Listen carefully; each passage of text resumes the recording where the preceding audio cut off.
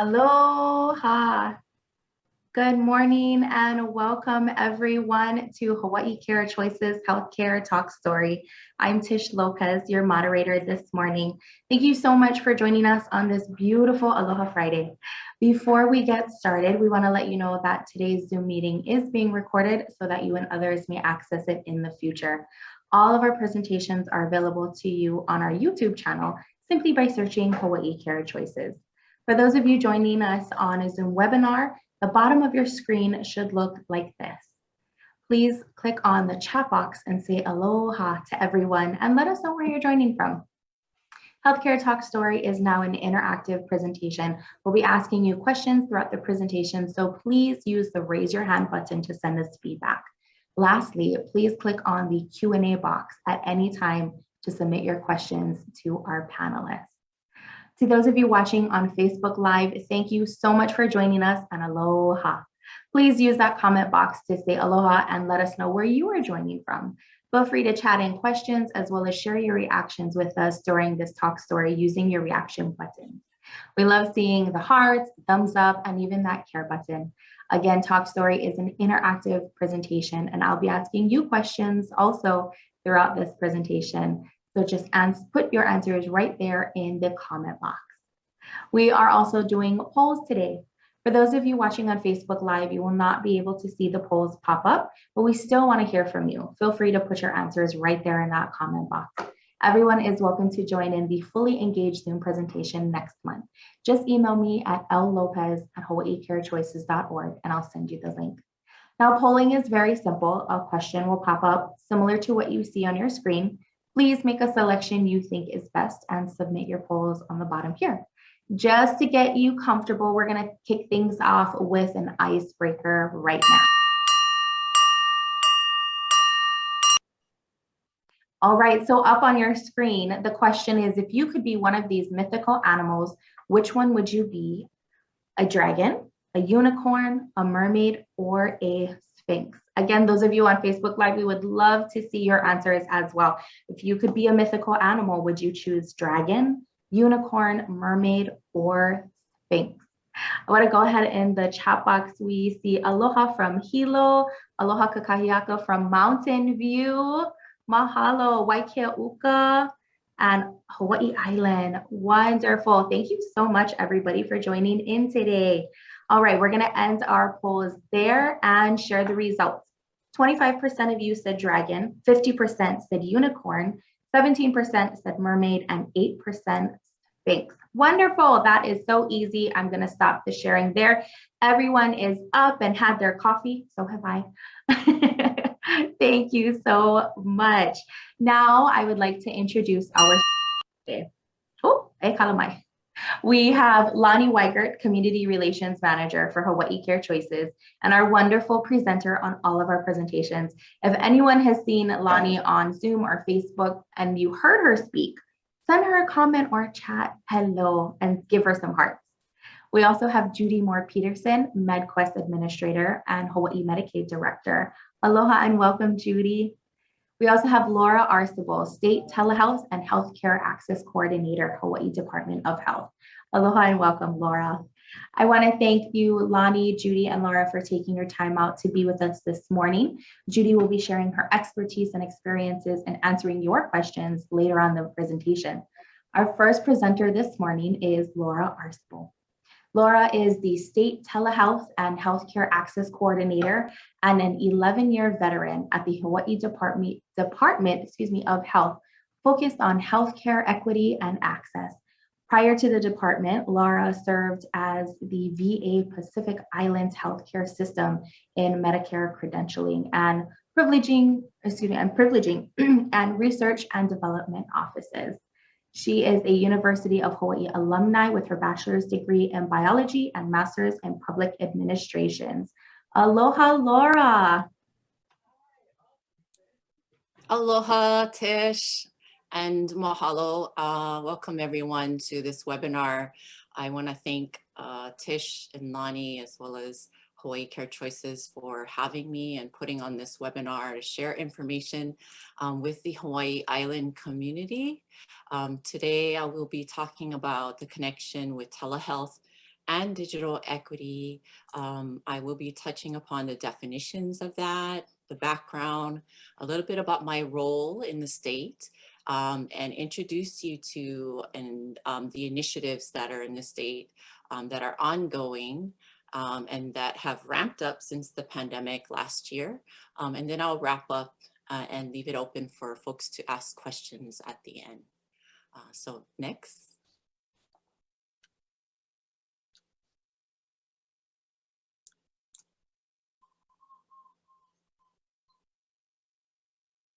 Okay, starting with a couple definitions, and this is general definition on telehealth. We do have the definition, official definition in the Hawaii state law, but what telehealth basically does is it enables patients to connect with a doctor online from home, work, or school.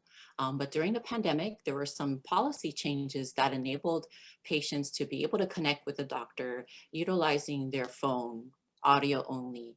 Typically, telehealth would involve an audio and video connection with the doctor. Most often, doctors prefer audio and video being that doctors could see the patient.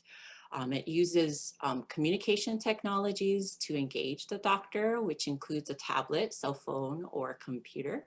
And there are, lucky for us, and I'm excited that there are new technologies that are coming out for folks to be able to just speak utilizing digital assistants such as Amazon Alexa with Echo, which has the capacity for audio and video, and being able to connect online with specific individuals.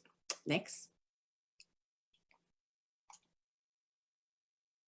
Digital equity in Hawaii. This may be a new term for folks that are on here. In Hawaii, we use the term digital equity and its definition. We use the definition that the National Digital Inclusion Alliance uses. There's a link there for it.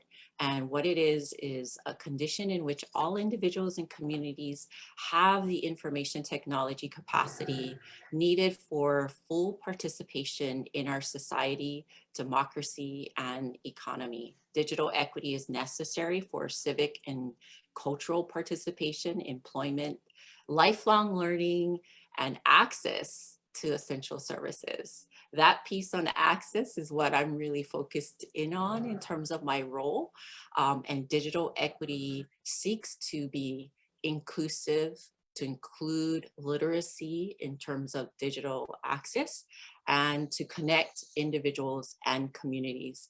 It ensures that we all have access to and able to use the information from communication technologies for essential services such as telehealth, distance learning, and remote workspaces. Next. I just wanted to touch upon what has been declared as broadband for all through a Senate resolution, and this effort to ensure that our communities have access, that they have the literacy tools to be able to utilize communication technologies such as a computer, and that we could utilize it for our livelihood, to utilize systems and leverage it for opportunities to improve our livelihood.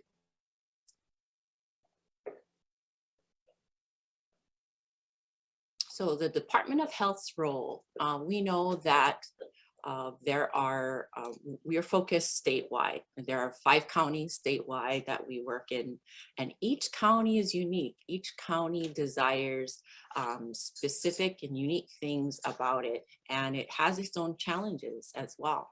So for the Department of Health, my role, I sit under the Office of Planning, Policy, and Program Development, which is located under the Deputy Director.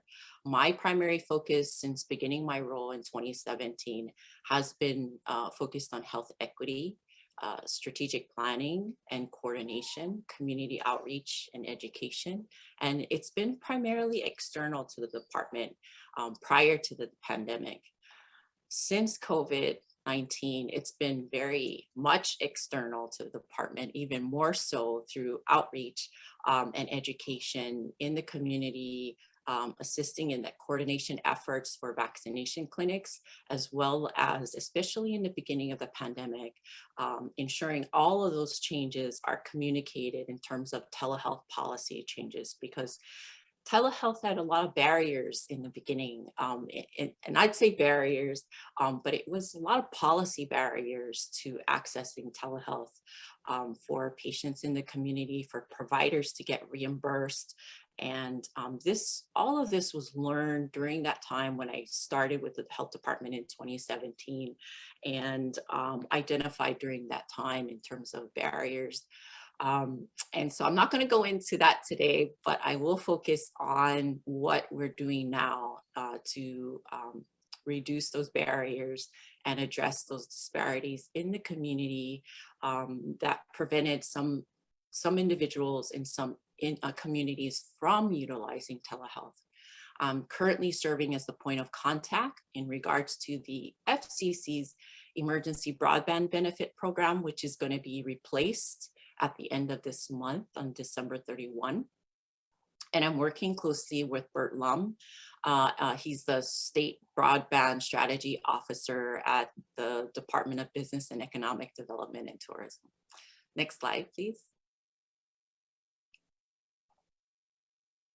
Now, these are the various initiatives that are going on in the state, and each one is very involved.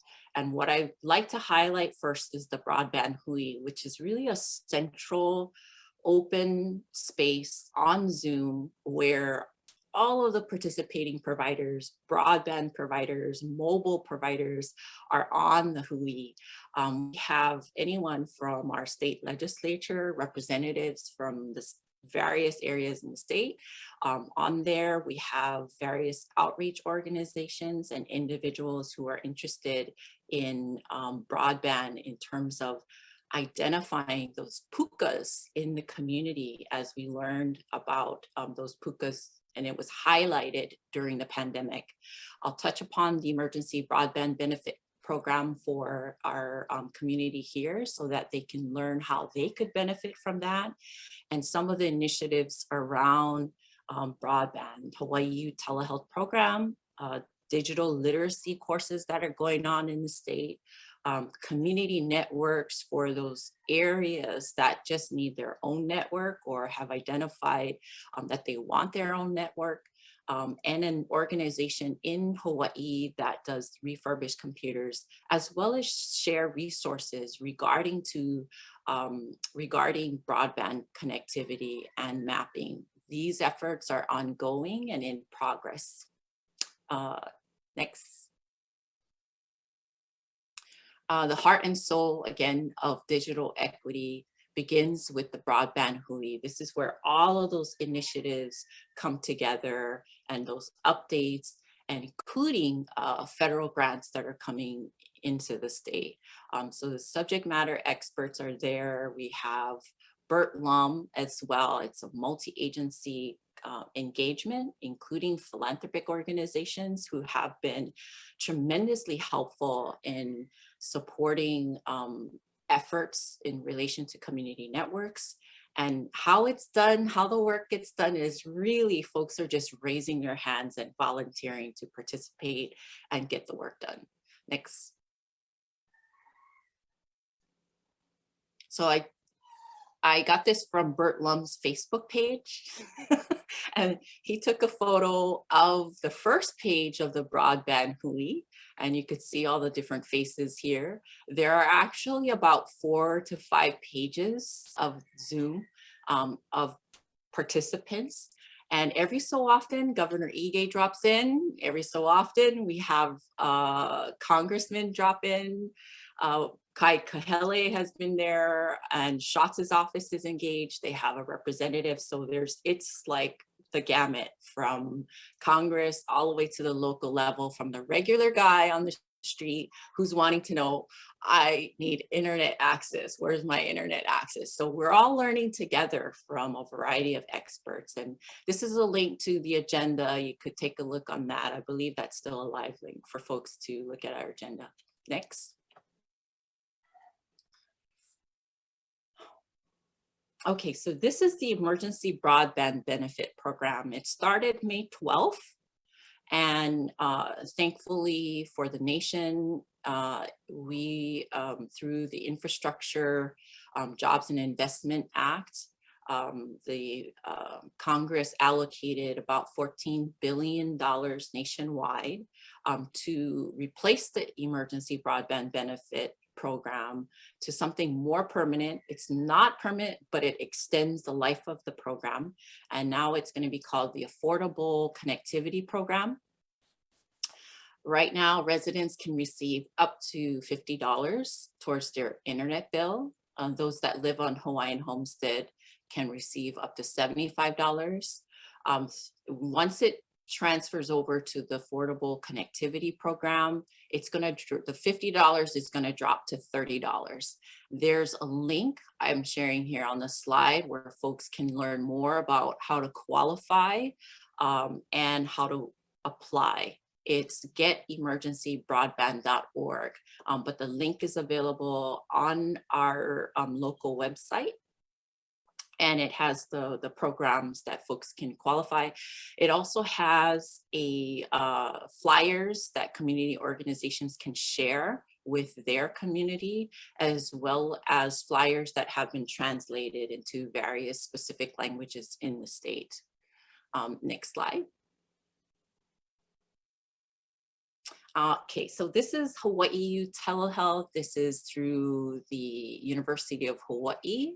Dr. Kelly Withey is the lead on this program, and she is amazing. She integrated the emergency broadband benefit into this to assist folks so that they could afford internet. She's integrated providers in the community, such as Hawaiian Hope, that does refurbished computers for those that don't have a computer. And then she also has coordinators and community health workers in the community that assist folks in learning about how to connect and utilize telehealth. So it's an amazing program. There's information on the UH website. In fact, if folks are interested, I could share it with Hawaii Care Choices. I think this is not a live link here, but I will certainly share that link. And she has, providers that are part of the Hawaii Telehealth Network that our community could have telehealth engagements with. Next slide.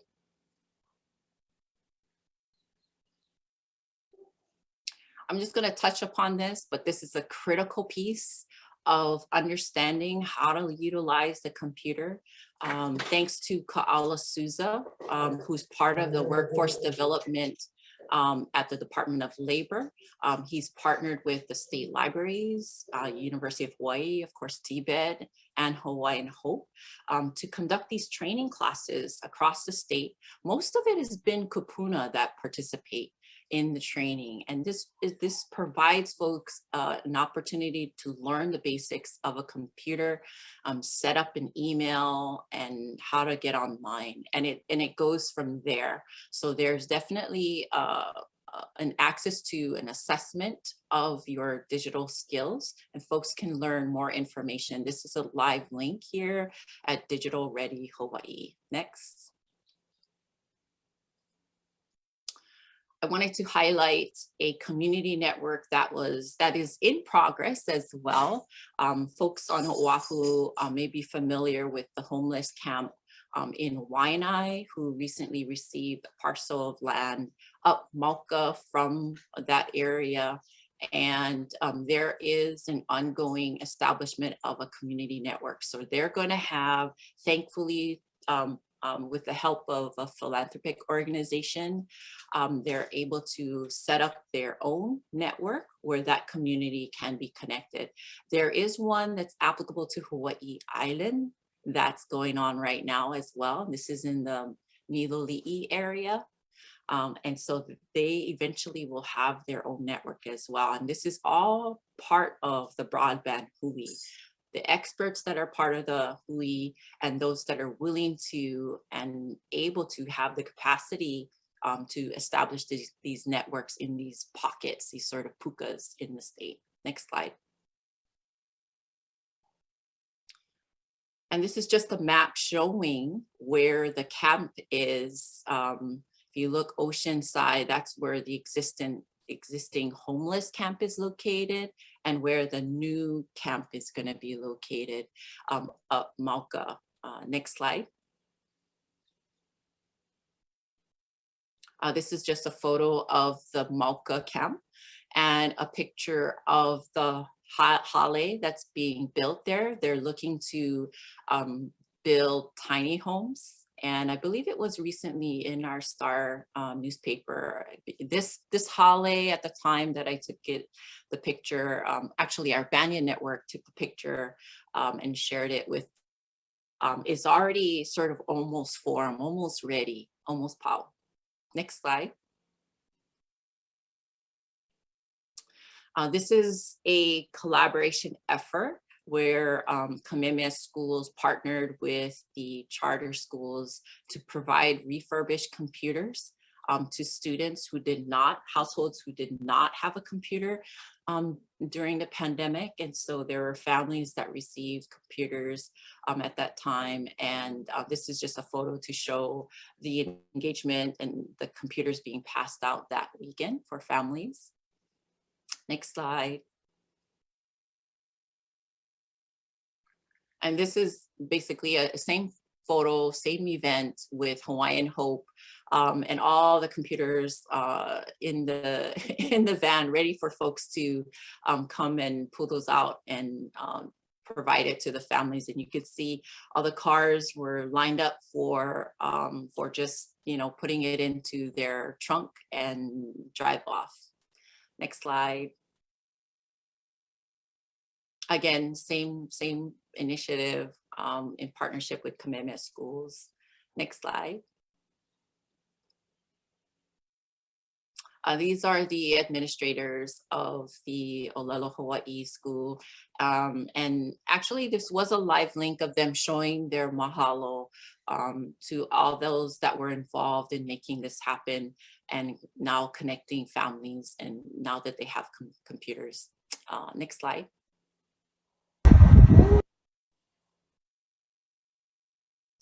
And then this is a slide to talk about in terms of data mapping. Data mapping, when we're talking about data mapping, we're talking about areas in the state where there's connectivity, where there's an internet provider, and areas that have a provider, but then we're questioning but consumers in the community can't get connection. So it's interesting, the federal map has these providers in the community, and this is what Dr. Withy had mentioned on Molokai. She's in Molokai in various areas, and you have on the map, these providers are located there, but she cannot make a connection. So this Hui is trying to address that. We have providers that are listed on the map, but there's no connection. So we are working on identifying those pukas through a collaborative, Uwamo collaborative, in partnership with Internet Society and philanthropic organizations and many others who are looking at identifying these gaps in the community. They're conducting assessments of the internet connection, the speed, and then in areas that have been identified by that community that they want to have a network. In Waimanalo, where I'm located, we do have a community network, which was I believe one of the first that were stood up in Waimanalo on Oahu. And so those individuals that are involved in the network are serving as experts for other networks that are being identified in the state. And you could take a look at the latest results in terms of where's the connection and where's the gaps. This is on the state GIS map. If you click on that link, you could also see the uptake on households that are receiving the $50 benefit to date and it's based on zip codes. So if you click on the particular area, it'll show you information about the collaborative, the assessment, and the type of connection that's in that area. I'm saying the speed of the connection in that area. So take a look at that map, and I believe this is the last slide. Okay.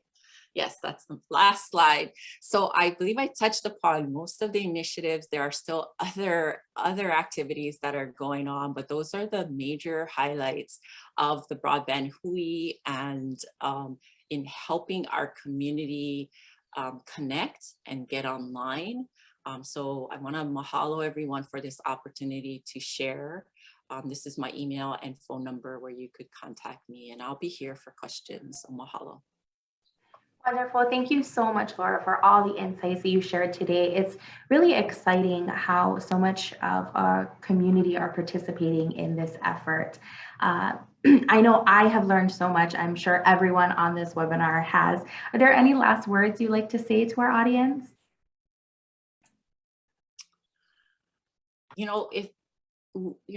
We're thankful that the feds are making available a lot of funds to the various states. And so I'd like for folks to think about, taking advantage of the emergency broadband benefit now, which is at $50 per month. It will convert over to the Affordable Connectivity Program. If folks can apply now, they'll get that benefit and be able to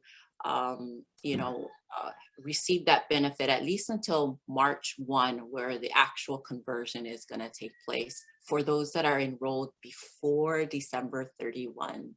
So take a look at our local website, broadband.hawaii.gov/EBB. And if you're an organization out there, please share that information. Yes, we're working on identifying those pukas and making sure that folks are connected. So thank you. Awesome. Thank you so much. Friends, I do have the broadband.hawaii.gov/EBB in our chat. You could go ahead and copy and paste that. Laura, if you could put your information in the chat for people to get a hold of you. That way they can just save it on their computer. I know I do that all the time. But just thank you so much. We are going to switch gears to our next presenter. Thank you, Laura, for staying on for any questions. So feel free to put that Q&A, use that Q&A box for any questions you have for Laura. I'd like to call up Lani to our virtual stage right now to talk about the Hawaii Care Choices palliative and hospice care programs. Hey, Lani. Hey, hi, Tish. Thank you so much. Oh my gosh, Laura, that was amazing. There's just so much great work that you folks are doing out there. We all really appreciate it. And thanks for, giving us a quick overview of what's going on. And now that we have your contact, we can really get in there and start finding out how we can be a part of it, how we can be involved. And these links and the broadband address is going to be good so people can start getting in there and signing up. Thank you so much. Oh my gosh, everyone. Thank you again for joining us. I'm really, really excited. We have tons of things to share with you. So we're going to get right on it. And then we have another fabulous guest, Judy, that's going to be coming on next. So we're going to get right through this really quickly. And thank you again, Laura. That was just so awesome. Okay, so what I'm going to talk about, really give you a quick overview about palliative care and hospice care and how they're almost the same, but slightly different. So anyway, here we go. Palliative care. Palliative care is a special type of care. It's for those who are dealing with serious illness. And the focus for palliative care is always going to be on relief. For hospice care, it's always going to be more on comfort. We're no longer doing any kind of treatments that we were doing in palliative care. And really, palliative care, people are still quite active in palliative care. They're having curative treatments such as chemotherapy and dialysis. And on the hospice side, they're no longer doing any treatments. They are also getting a best guesstimate from their doctors to say if they have at least a 6-month area to live going forward. And so many times people live well beyond that. And I'm just going to be covering what the differences are between these two fabulous programs. If you understand that palliative care focuses on relief and hospice care focuses on comfort, give me a thumbs up or raise your hand. Thank you so much, everyone. And how is palliative and hospice care the same? Well, both relieve suffering. Both, that's exactly what they do. And both can be delivered at a patient's home. Both improves the quality of life for the patient and their families. And both definitely is centered around the plan of care for the patient. Raise your hand if you think hospice care improves the quality of life for patients and their families. Let's talk about the differences. Palliative care serves those with serious illness of any age, even babies that could live for years. Still, they're seeking curative treatments. And then again, hospice care, those who have a 6-month life expectancy that are no longer seeking any type of treatment. Give me a yes if you know someone that could benefit from hospice or palliative care. All right, and with that, we have our brain teaser up on your screen now. How is hospice and palliative care the same? Both relieve suffering, both can be delivered in patients' homes, both improves the quality of life for patients and their families, both creates a plan of care, or all of the above. For those of you watching on Facebook Live, you will not be able to see the polls pop up, but we still want to hear from you. Feel free to put your answers right there in that comment box. Everyone is welcome to join in the fully engaged Zoom presentation next month. Just email me at llopez@hawaiicarechoices.org and I will send you the link. All right, I'm going to go ahead and end the poll right there and share the results. 100% of you said all of the above. Indeed, you are correct. Thank you so much for joining in our polls. Back to you, Lani. Thank you so much, Tish. So the signs, and first of all, thank you so much for paying attention. Everybody got it right. Yes, that is awesome. Thank you. Signs that palliative care is needed. So since we all don't have a medical degree, really, it's all about physical changes that we see either our loved one or even ourselves are experiencing. And these are the kinds of physical changes that we could notice. One would be if we tend to be calling the doctor a lot or going to the emergency room more than a few times a month. It's having a really difficult time managing those medications. You know, which one do I take? I'm kind of getting confused about it. And also the diminished activities of daily living. Managing finances, you know, doing the checkbook for whoever is still doing their checkbook, driving, going grocery shopping. You know, some can't even prepare a sandwich. So when things start to get challenging and difficult, it may be time for palliative care, and it's fine to just call us directly. The kinds of symptoms that people are normally dealing with when they need palliative care is that there's pain. Normally the pain is chronic. They feel very tired oftentimes. There could be swelling in the legs or the feet, and they also feel nauseated. And this is a direct response to treatments that they're taking, and that's why these things happen. So if they're having radiation, chemotherapy, etc., it does make sense that they're going to have this kind of discomfort. Raise your hand if you know anyone who could benefit from palliative care.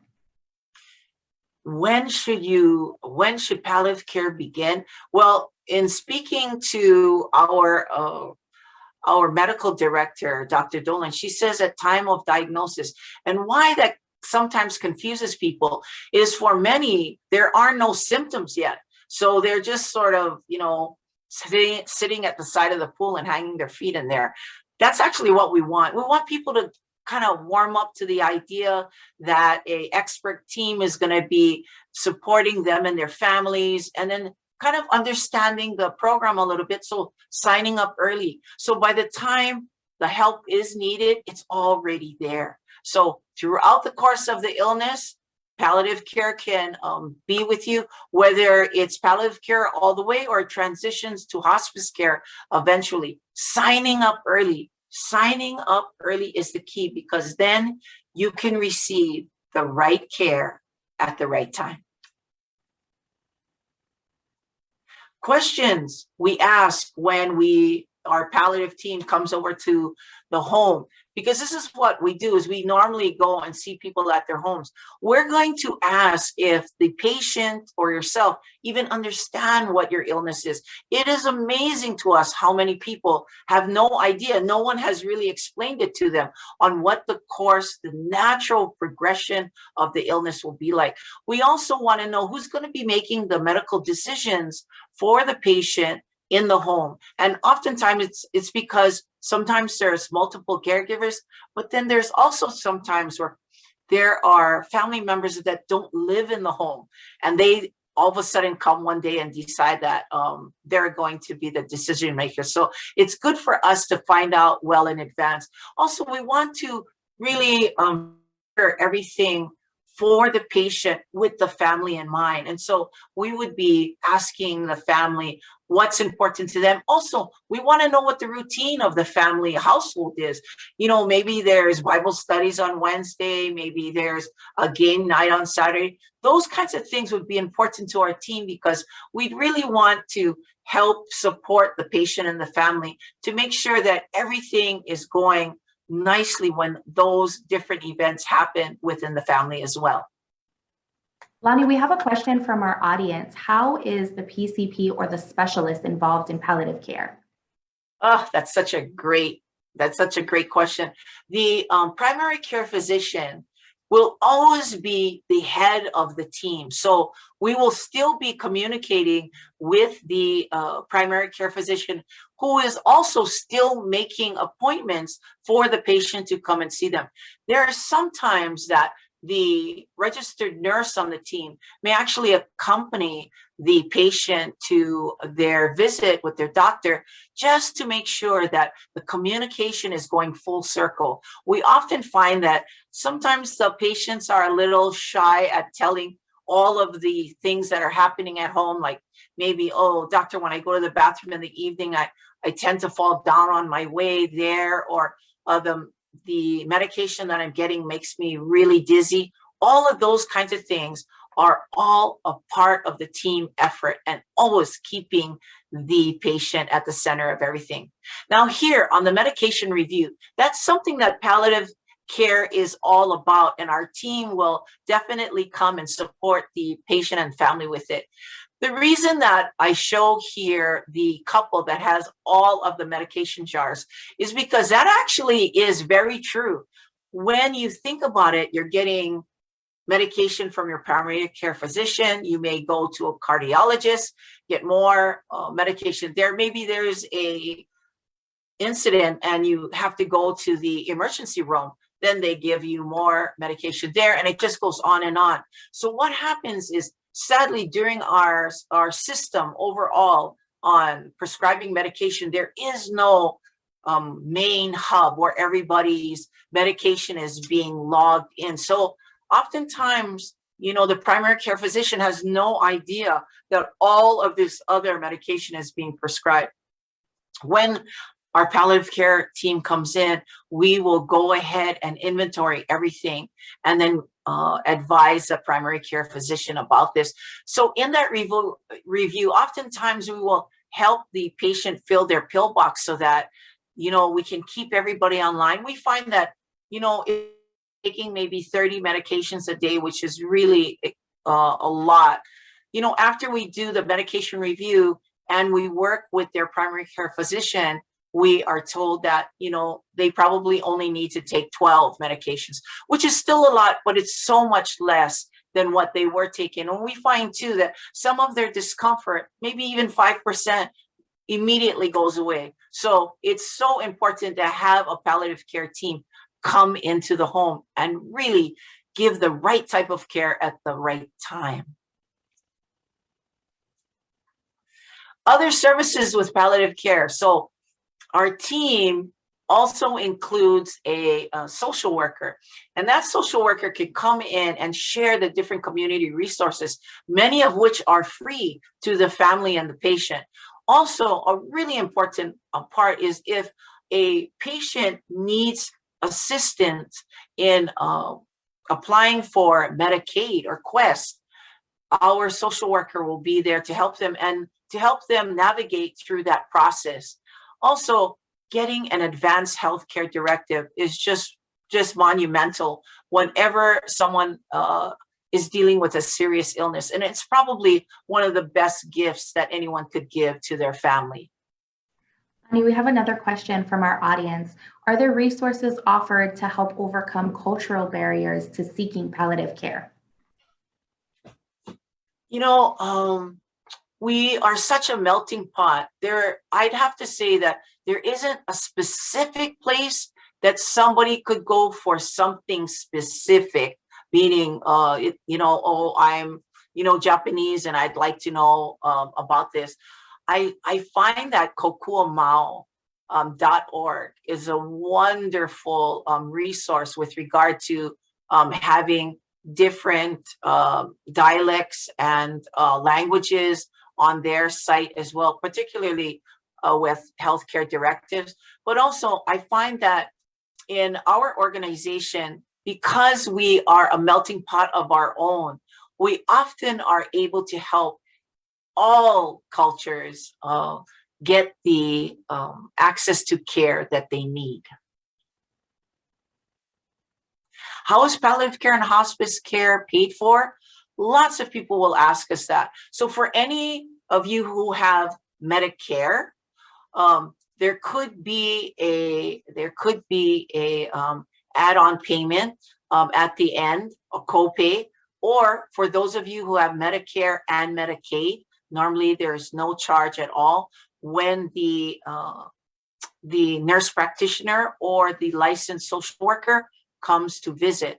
Otherwise, there could be a slight copay depending on what kind of medical coverage somebody has. It's super exciting now for our veterans because there is a hybrid concurrent care that we offer to all the vets out there, where we are working in a collaboration with our hospice program and with the VA, and we just couldn't be happier now that we're able to do that because it's quite affordable now for the vets. Also, for hospice care, the beautiful thing about that is hospice care at home is covered 100% by Medicare. Why wouldn't anyone get that care? I tell you, so many people have no idea that they can afford it. It's more than affordable for people. And again, as I say, getting the right care at the right time is just really critical. And for hospice care, it's beautiful that so many, in fact, most of all of the insurances will cover hospice care at home at 100%. So for some of you who maybe need to go to Pohaimalama, and we'll cover that as well soon. But if somebody needs to go because they have symptoms that are out of control at home, they can't be controlled at home, they need to go to a facility.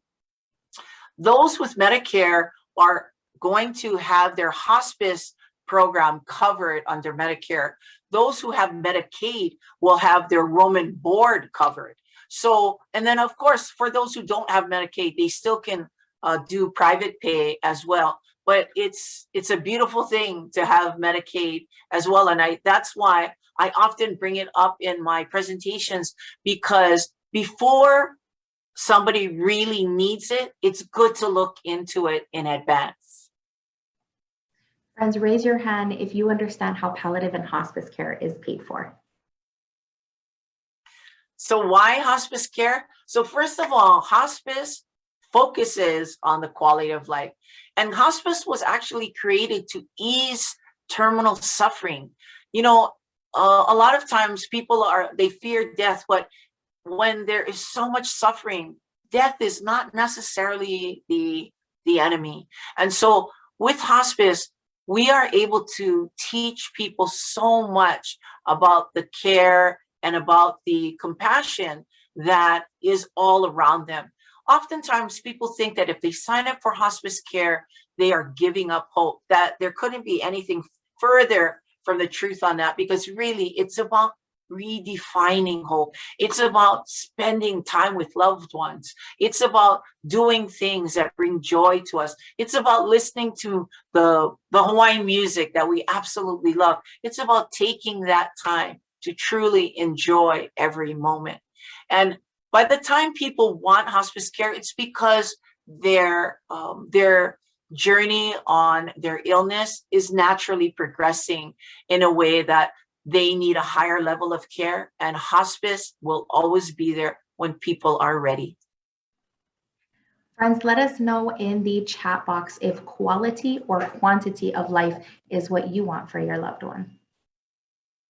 Thank you, Tish. And yes, in order to provide this highest level of care, it does take a village. And so as you can see on your screen, we have a whole team that will embrace and care for not only the patient, but for the family as well. And that's such a beautiful thing, because we're all going through it at the same time. It's not just the patient, everybody, the caregiver, and all the people in the family, grandkids and everybody. We are there to really embrace and put a big virtual hug around everyone. So again, hospice supports patient and family.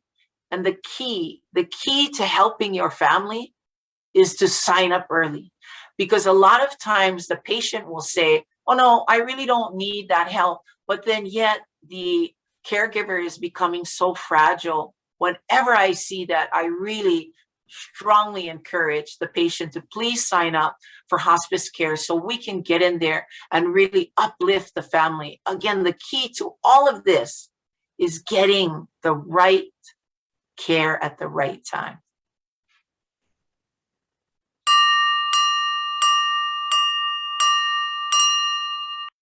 All right, friends, that is our brain teaser bell, and we have a brain teaser question up on your screen. Early patient sign up ensures more support and quality for all. True or false?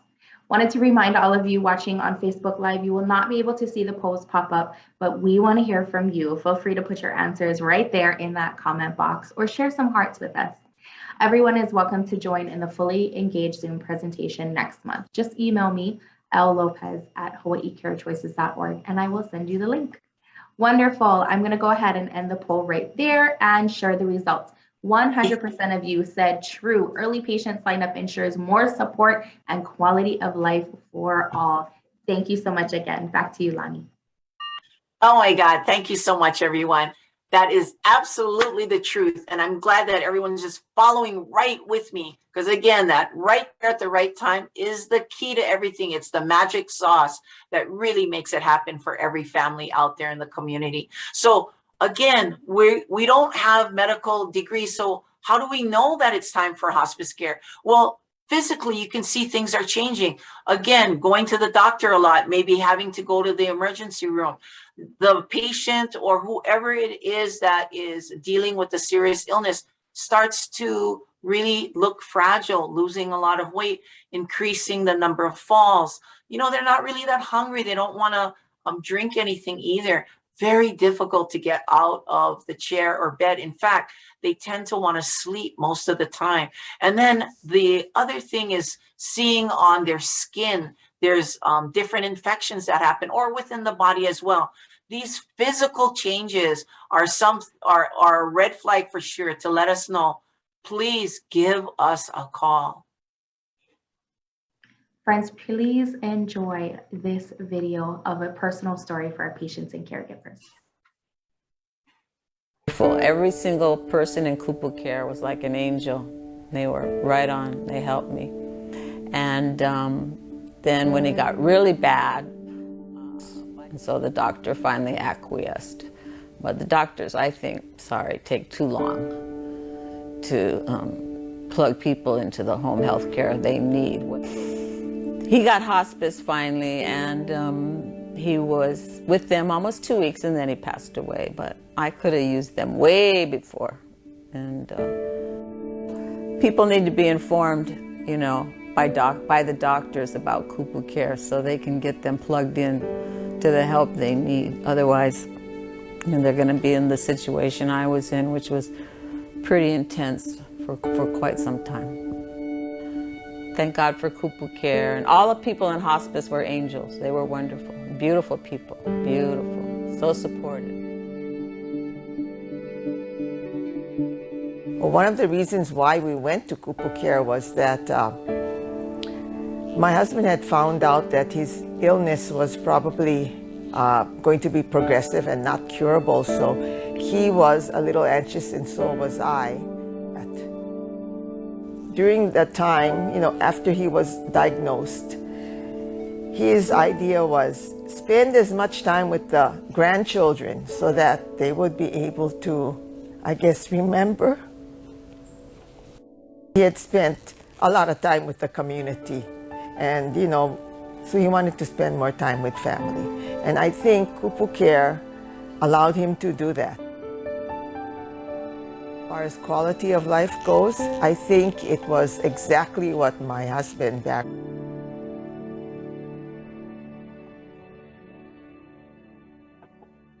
All right, I don't know about you, but that video gets me all teary-eyed. It's just amazing to hear these wonderful ladies share their story. Lani, I do have a question from our audience. Can you share a little bit about the transition from palliative care to hospice care? Specifically, will they have a new Hawaii Care Choices team when they switch over? Oh, that's a great question. Yes, for the most part, when somebody transitions to the next higher level of care in their journey, there will be a new team. Sometimes the volunteer, if there's a volunteer on the palliative care side, that volunteer could possibly move with the next team on hospice care as well. So again, the type of programs are almost the same, but the expertise on emphasis is different. And the focus will be on comfort when somebody transitions on over to hospice care. Wonderful. Thank you, Lani. Thank you for everyone sharing your questions. Please keep them coming. Okay, so sometimes there's confusion with regard to why I need an advanced healthcare directive. I want you to know, if something happened to you yesterday, like you got in a car accident, you wouldn't be able to say anything when you got to the hospital. Somebody else needs to provide direction on behalf of your care.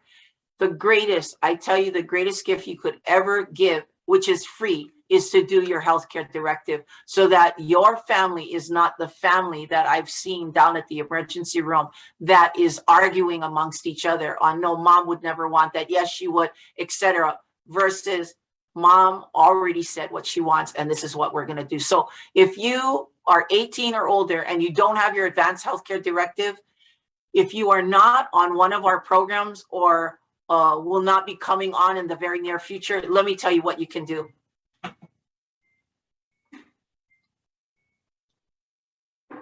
So these are our great friends over at Community First Hawaii, and they have free workshops. Their next workshop is going to start next year in February, but they do them online and also in person. So it is amazing for you to be able to go to this and actually leave the presentation with a completed advanced healthcare directive. So there's the information right there on your screen. Please write down Amy or Rosemary's number and give them a call, because they do an incredible job to get your advanced healthcare directive. Friends, I did put Amy Homane and Rosemary Burnett's phone number right in the chat. I also added in the link to the registration page right there in the chat for you.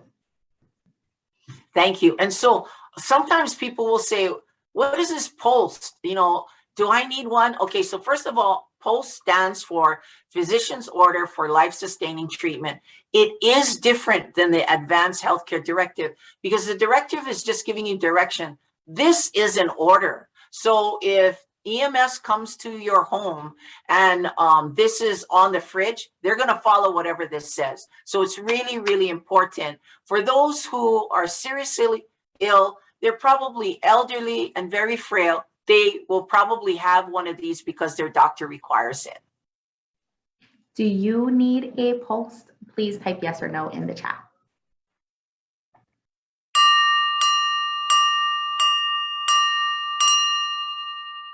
Okay, and again, we have that brain teaser bell, and the question up on your screen is, where do I get my free Advanced Healthcare Directive completed or updated? Register online at communityfirsthawaii.org, call Amy Hamane or Rosemary Burnett, or all of the above. For those of you watching Facebook Live, again, you will not see the polls pop up, but please go ahead and put your answers right in that comment box. Everyone is free to join in our fully engaged Zoom presentation next month. My email is llopez@hawaiicarechoices.org, and I am happy to send you that link. I'm going to go ahead and end the poll right here and share the results. 100% of you said all of the above. Absolutely correct. And thank you so much for participating in our polls. Back to you, Lani. Thank you so much. All right. And so, Pohai Malama, I was sharing with you that we have a patient care facility right in the middle of Hilo. It's on Kapi'olani Street. And so people who are on hospice care, if they're unable to get their symptoms controlled at home, they would come here. This is not a long-term care facility. It's really for transitional care. And people that come here will have their hospice care covered under Medicare. And if anyone is staying here, their room and board will be covered under Medicaid. And for those who don't have Medicaid, they can also private pay as well. All right, friends, please enjoy this short virtual tour of Pohai Malama. Welcome to Hawaii Care Choices Pohai Malama, a Harry and Jeanette Weinberg Care Center. This is a state-of-the-art short-term care facility designed to feel like the most beautiful home you've ever been in. A spacious living room to gather your entire ohana together. The meditation room provides a beautiful space overlooking the gardens to find solace and quiet contemplation. Nothing feels more like home than gathering the family for dinner around the TV, which you can do in the family room while the keiki play in the room next door. Each suite is designed for maximum patient and visitor comfort with sleeping areas for guests, private bathroom facilities, and each room even comes with its own private lanai overlooking the lawn and gardens. When you or your loved one are in our care and you need some extra care, there's no place like Pohai Malama. For more information, call us at 808-969-1733 or visit us online at hawaiicarechoices.org.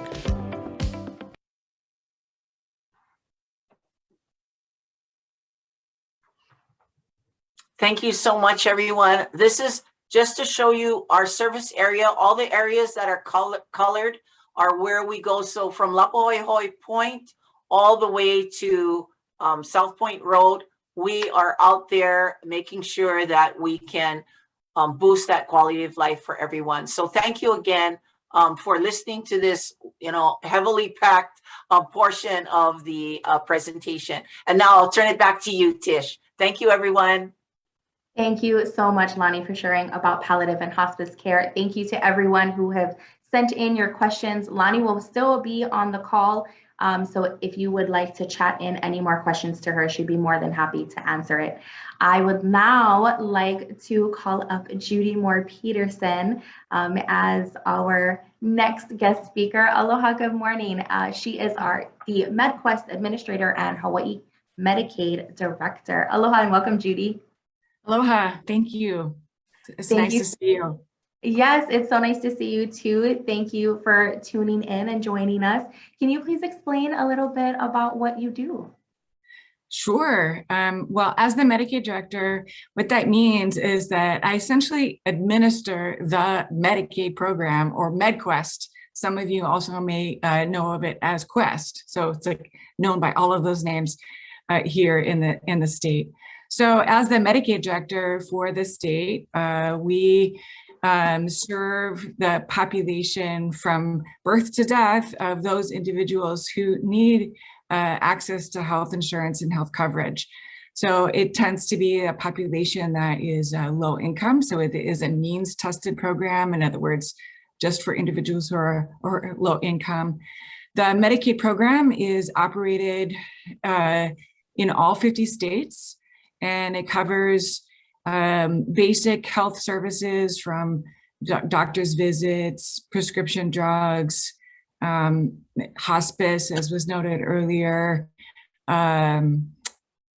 durable medical equipment. I'm trying to think of some of those other things. And then also uniquely, the Medicaid program also covers people who need access to long-term supports and services to help with their activities of daily living. So for example, they have some health condition that makes it so that they can't really do their day-to-day operations. They can't cook, they have trouble cleaning, et cetera. And so we, given certain criteria, we cover those services as well, both for within nursing facilities as well as community care foster homes. I do want to touch a little bit on the palliative care because I was super excited. Lani did a great job covering everything that is covered by the Medicaid program, by the CRUST program, relative to palliative care. But folks might be a little bit confused because we happen to be really actively engaged in creating a community-based palliative care benefit. So today, if you do receive palliative care when you're on Quest, it's because the health plans have sort of like decided to do that out of the generosity of their program, and it's what they'll do. But it is not a normal covered benefit within the state for a community-based palliative care benefit. It is within the hospital, within the hospital setting, but it's not a home-based or community-based option today. So we are working right now to, with the community, we're gathering stakeholder input, gathering a lot of information to become one of the first in the country, actually, as a Medicaid program to offer a community-based palliative care benefit. And we're very excited to have that as an opportunity to do that. That is so wonderful to know. I've been learning so much already. And I just want to ask if you can please tell us why this program was created. Why Medicaid? Why was Medicaid? Yes, sorry. Why was Medicaid, also known as Quest, created?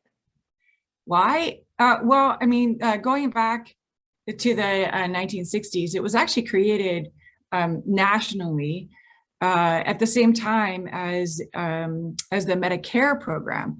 And the Medicare program is, it's actually not means tested, and it provides basic hospital care. And then you can also get physician care if you want to.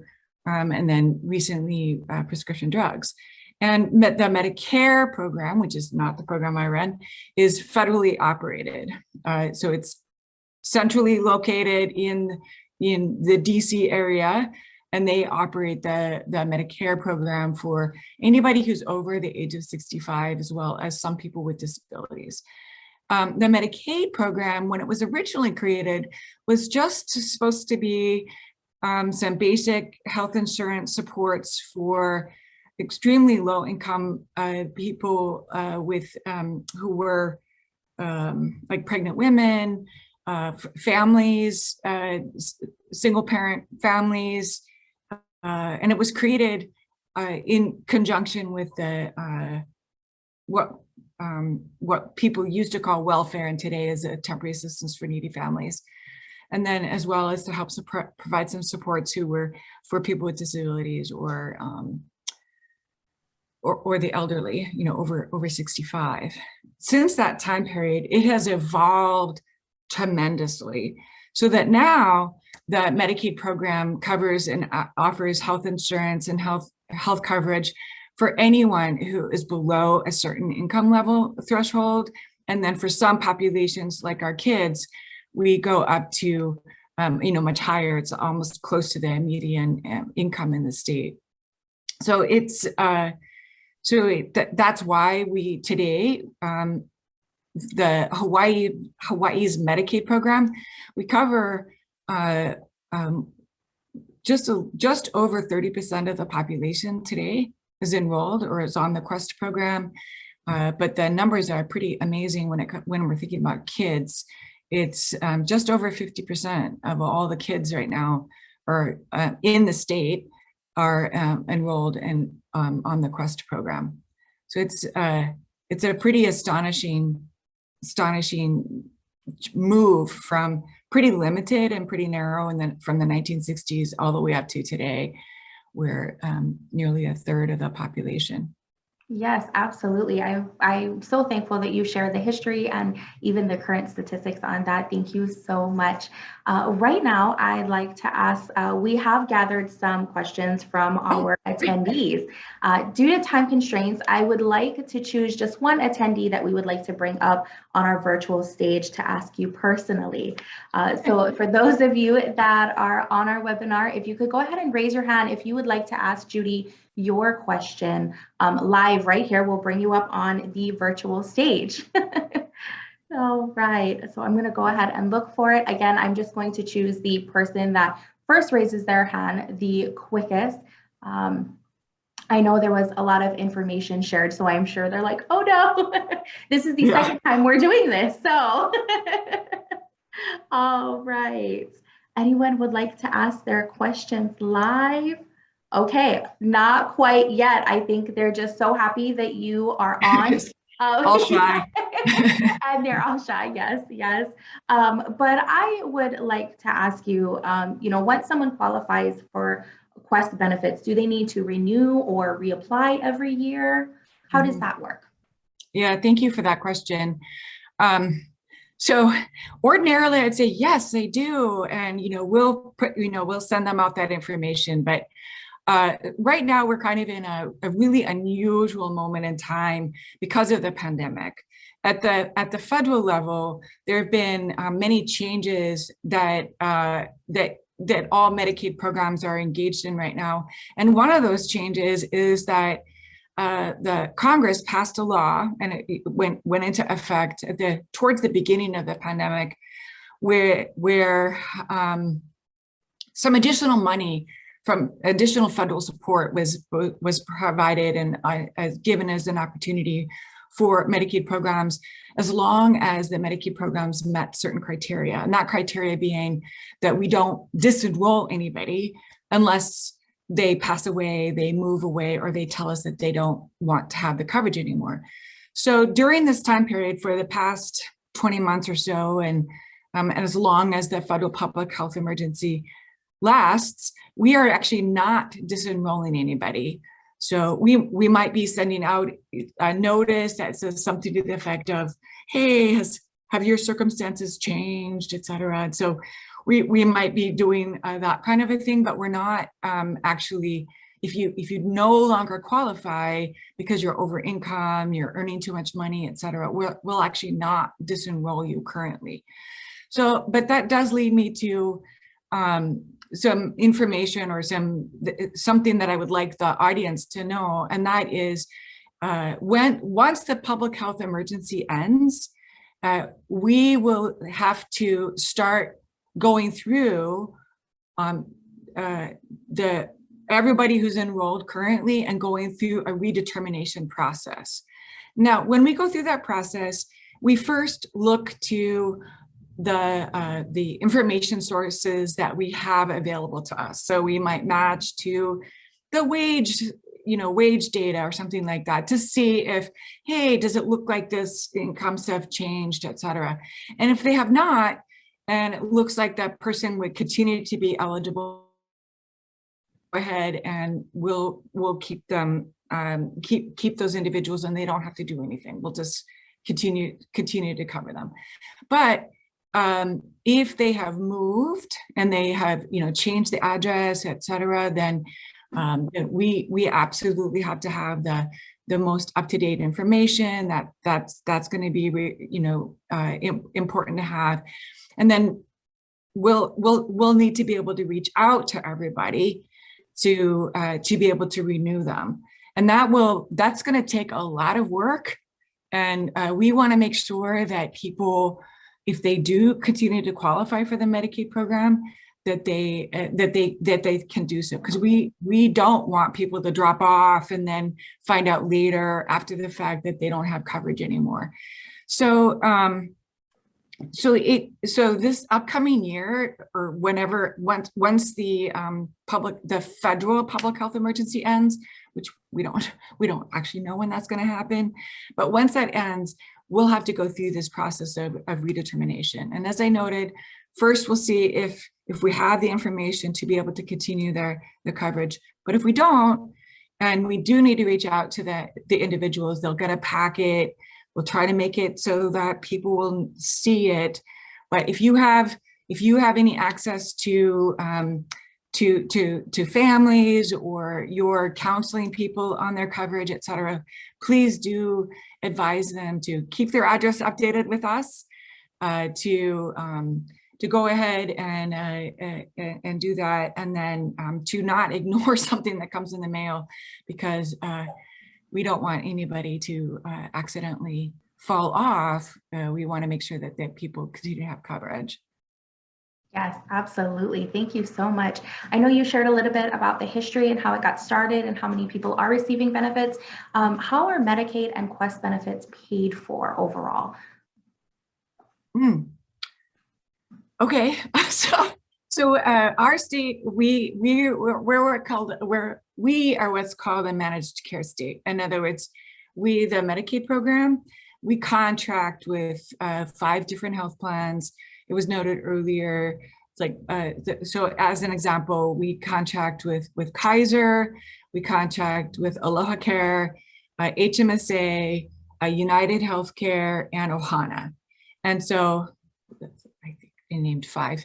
So we contract with those 5 health plans. And essentially, we pay those health plans, we delegate to them. We say, okay, please, all your members, you make sure that they can get all the healthcare services that they need. And then those health plans, they directly pay for the services. They directly pay the actual healthcare provider who may be billing for those services. So each of them will have different kind of contracts and different arrangements to pay for the hospital care or the doctor's visits, et cetera. So they'll have their own contracts with each of the healthcare providers.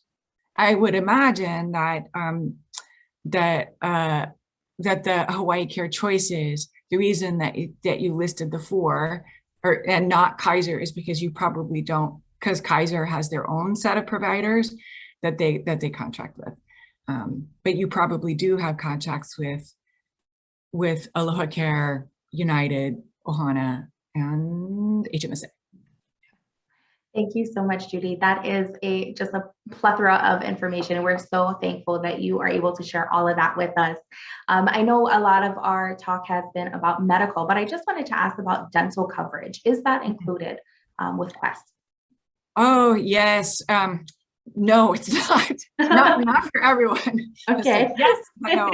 Yes, yeah, no. We unfortunately, I mean, for kids, it's all covered. All dental care is covered, and that's so important. That's so necessary to have kids be able to have access to dental care. It's an essential part of overall health and et cetera. But unfortunately, for our adult population, they have access to emergency benefits, and then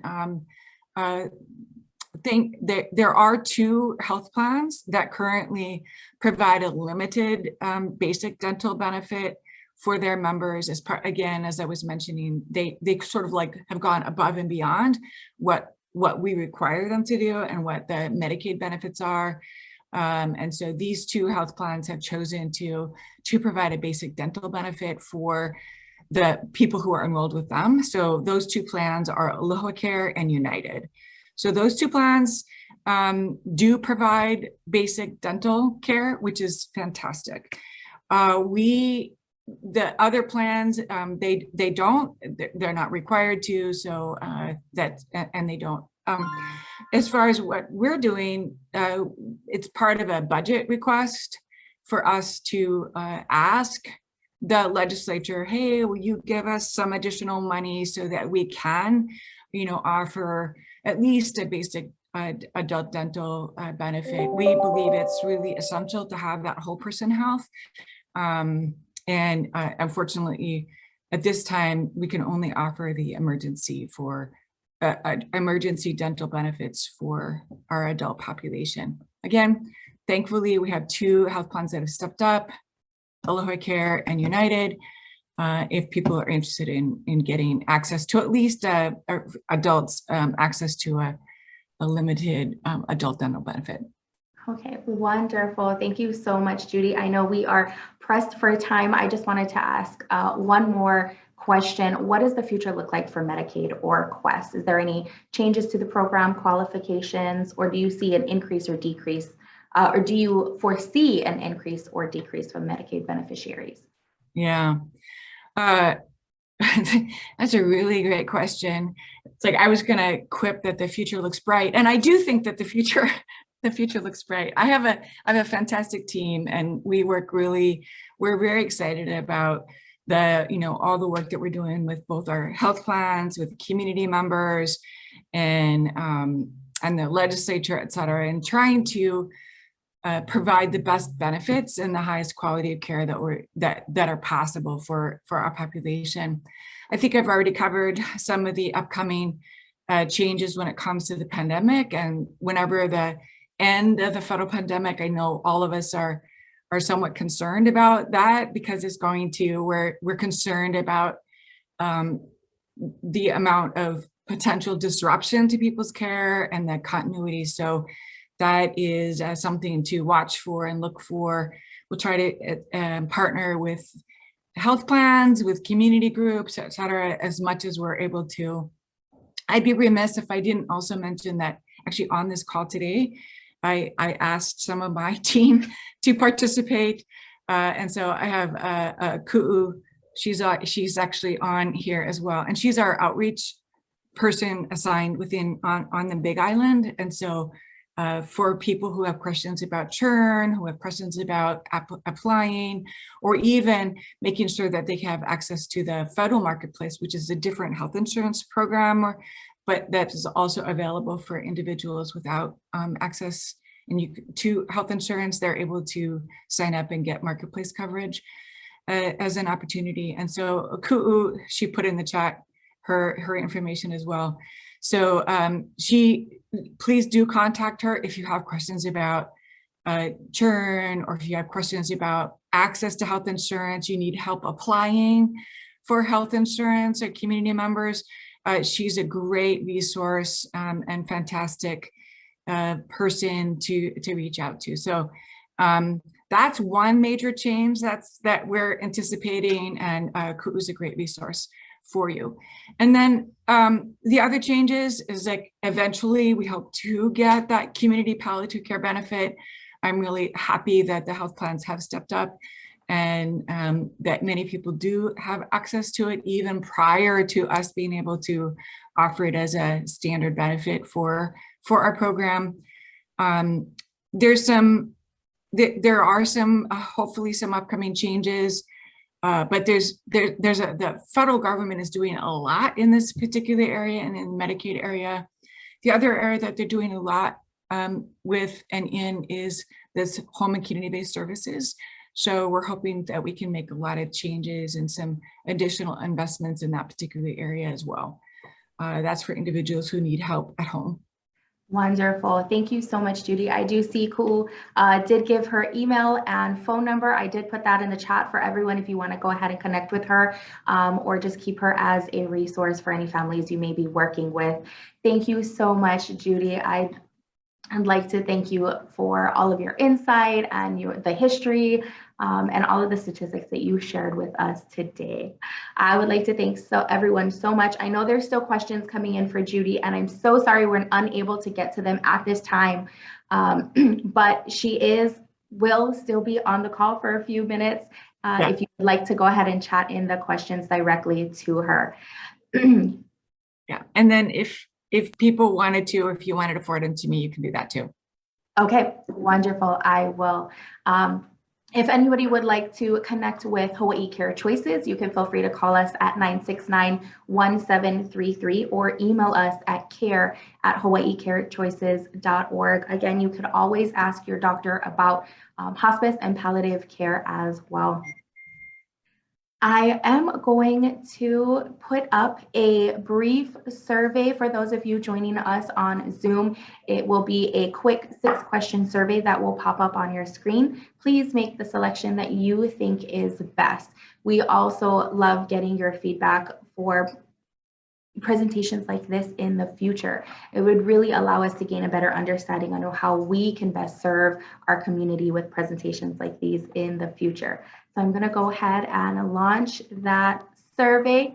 For those of you on Facebook, please send your thumbs up or your hearts. And if you enjoyed this presentation, I'd like to send a mahalo to you for joining us, and thank you to all of our guests as well.